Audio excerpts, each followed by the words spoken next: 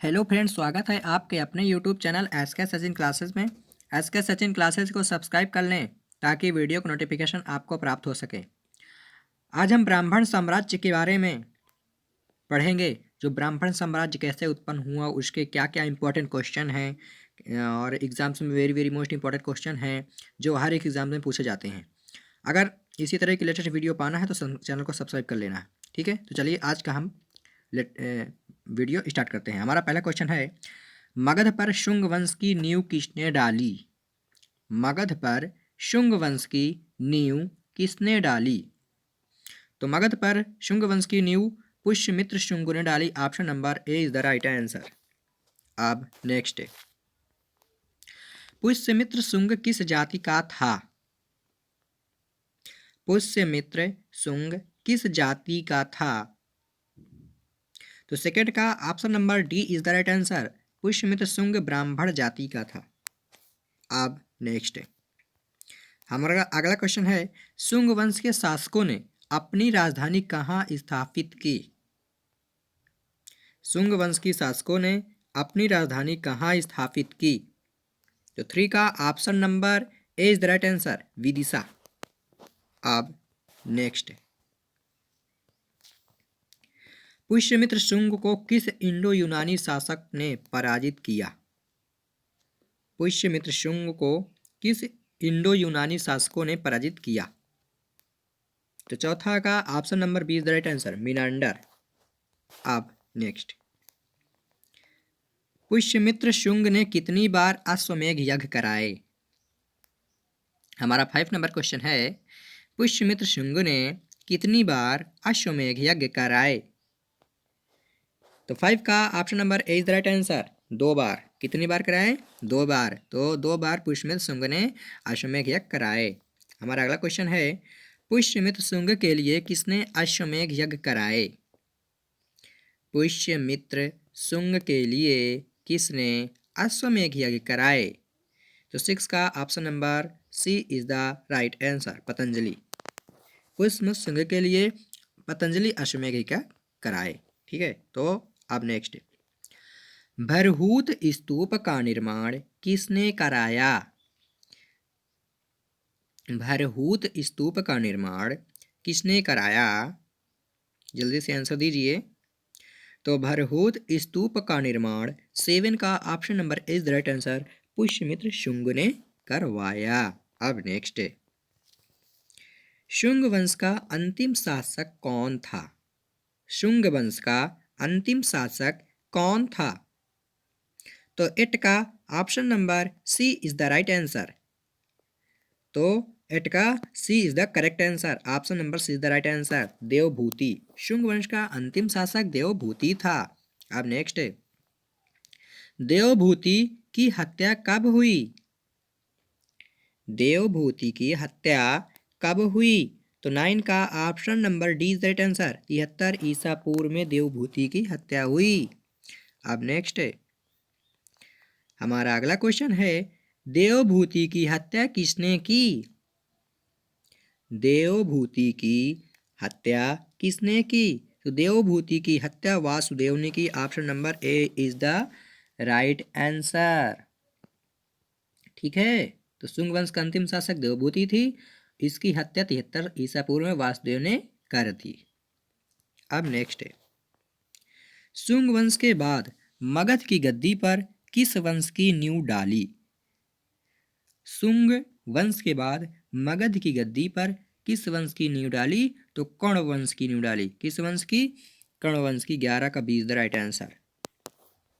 अब नेक्स्ट है, कर्ण वंश की नींव किसने डाली? तो कर्ण वंश की नींव जो डाली थी वो सुशर्मा डाली थी। और अंतिम राजा कर्ण वंश के अंतिम राजा कौन थे? सुशर्मा ही थे। Option number B is the right answer. अब नेक्स्ट, ओहो, कर्ण वंश की नींव डाली वासुदेव ने। कौन डाली? Vasudev. Option number is the right answer. अब नेक्स्ट, कर्ण वंश का अंतिम राजा कौन था? कर्ण वंश का अंतिम राजा कौन था? तो 13 का option number B is the right answer, Susharma. Karna वंश का अंतिम राजा सुशर्मा थे। अब नेक्स्ट, और सुशर्मा की हत्या किसने की? सुशर्मा की हत्या किसने की? 14 का option number C is the right answer, Susharma की हत्या ओ यहाँ पर कुछ गलत हो रहा है। हाँ ठीक है, सही है। तो सुशर्मा की हत्या किसने की? तो 14 का option number C is the right answer, Simuka ने की। सुशर्मा की हत्या सीमुक ने की। Option number C is the right answer. Susharma की हत्या कब हुई? सुशर्मा की हत्या कब हुई? तो सुशर्मा की हत्या option number is the right answer, 60 ईसा पूर्व में हो गई सुशर्मा की हत्या। अब नेक्स्ट, सातवाहन वंश की स्थापना किसने की? सातवाहन वंश की स्थापना किसने की? तो सातवाहन वंश की स्थापना 16 का ऑप्शन नंबर सी है, सिमुक ने। सातवाहन वंश की स्थापना सिमुक ने की है। सिमुक ने 60 ईसा पूर्व में सुशर्मा की हत्या कर दी और सातवाहन वंश की स्थापना की। सातवाहन आंध्र वंश शासकों ने अपनी राजधानी प्रतिष्ठान में स्थापित की और प्रतिष्ठान महाराष्ट्र के औरंगाबाद जिले में है। ठीक है, अब नेक्स्ट, सातवाहन शासकों ने अपनी राजधानी कहाँ स्थापित की थी? सातवाहन शासकों ने अपनी राजधानी कहाँ स्थापित की थी? तो 17 का option number C is that ना, प्रतिष्ठान। सातवाहन शासकों ने अपनी राजधानी प्रतिष्ठान में स्थापित की थी। ठीक है, अब नेक्स्ट है, प्रतिष्ठान किस नदी के किनारे स्थित है? प्रतिष्ठान किस नदी के किनारे स्थित है? तो 18 का option number B is the right answer, Pratishthan Godavari नदी के किनारे स्थित है। अब नेक्स्ट है, प्रतिष्ठान वर्तमान में कहाँ स्थित है? प्रतिष्ठान वर्तमान में कहाँ स्थित है? तो प्रतिष्ठान वर्तमान में महाराष्ट्र के औरंगाबाद जिले में स्थित है। Option number A is the right answer. अब नेक्स्ट है, सातवाहन शासकों के समय प्रसिद्ध साहित्यकार कौन थे? सातवाहन शासकों के समय प्रसिद्ध साहित्यकार कौन थे? तो प्रसिद्ध साहित्यकार हाल एवं गूढ़ाढ्य थे। Option number C is the right answer, अर्थात हम कह सकते हैं ए और बी दोनों। ब्राह्मणों की भूमि अनुदान देने की प्रथा का आरंभ सर्वप्रथम किसने किया? ब्राह्मणों की भूमि का अनुदान देने की प्रथा आरंभ सर्वप्रथम किसने किया? तो 21 का option number B is the right answer, Satavahana वंश के शासकों ने किया। अब नेक्स्ट है, सातवाहनों की राजकीय भाषा क्या थी? सातवाहनों की राजकीय भाषा हमारी प्रकृत भाषा थी। कौन सी भाषा थी? प्रकृत भाषा थी। सातवाहनों की राजकीय भाषा प्रकृत भाषा थी। Option number is the right answer. और जो उनकी लिपि थी वो ब्राह्मी थी। क्या था? ब्राह्मी। सातवाहनों में हमें मात्र तत्रात्मक ढांचे का आभास मिलता है। उनके राजाओं के नाम उनकी माताओं के नाम पर रखने की प्रथा थी, जैसे गौतमी पुत्र, वशिष्ठी पुत्र आदि। लेकिन सातवाहन राजकुल पितृतात्मक था, क्योंकि राज सिंहासन का उत्तराधिकारी पुत्र ही होता था। कौन होता था? पुत्र ही होता था।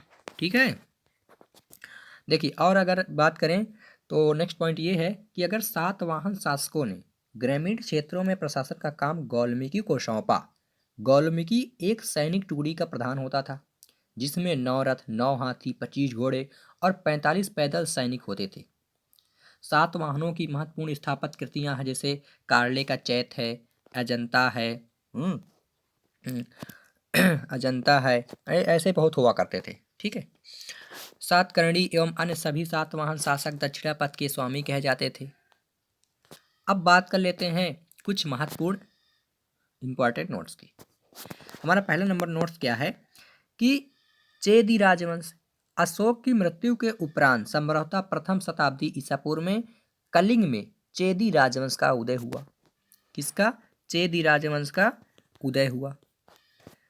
और इसकी जानकारी हमें हाथी गुम्फा अभिलेख भुवनेश्वर उड़ीसा से मिलता है। ये कहाँ? भुवनेश्वर उड़ीसा।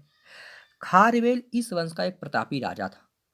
खारवेल किस वंश का प्रतापी राजा था? तो खारवंश चेदी राजवंश का प्रतापी शासक था। खारवेल जैन धर्म का अनुयायी था और उसने जैन मुनियों के लिए उदयगिरी पहाड़ियों में गुफा का निर्माण करवाया था। ठीक है, और आज का हमारा लास्ट क्वेश्चन है सातवाहनों की राजकीय लिपि क्या थी? तो सातवाहनों की राजकीय लिपि ब्राह्मी लिपि थी।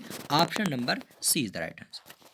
ये हमारे मोस्ट इंपॉर्टेंट क्वेश्चन थे जो ब्राह्मण साम्राज्य से लिए गए थे, और ये ऐसे क्वेश्चन होते हैं जो अनेक एग्जाम्स में पूछे जाते हैं।